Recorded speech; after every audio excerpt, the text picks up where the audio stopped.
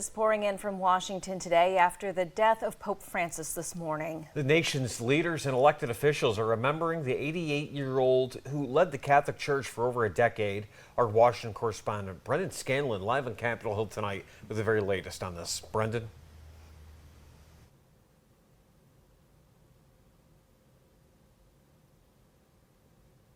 Hey there, Renata and Nick. Good evening. Well, Pope Francis's impact was felt far beyond the Vatican, and his legacy, too, will be felt around the globe as U.S. leaders and members of Congress are reacting to his passing earlier this morning. Pope Francis was not afraid to let the world and sometimes even U.S. leaders know when he disagreed with certain policy stances, priorities, or global conflicts, even if it meant facing criticism as a result.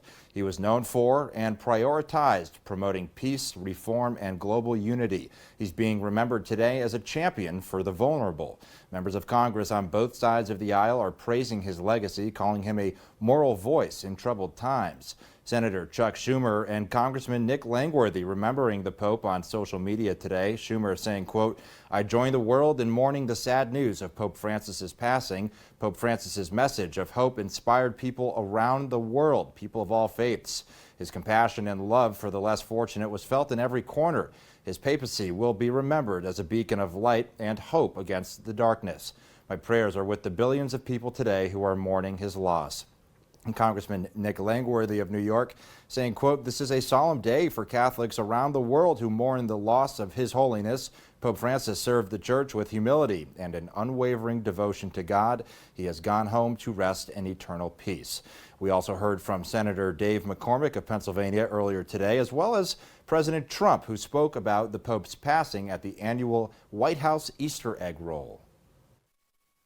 What a life of contribution, hope, to so many around the world. I recognize his incredible service and mourn with I think 30% of the population, millions of Catholics here in Pennsylvania and around the world. I just signed an executive order putting the flags of our country, all of them, all federal flags and state flags, at half-mast in honor of Pope Francis. So he was a good man, worked hard, he loved the world, and it's an honor to do that.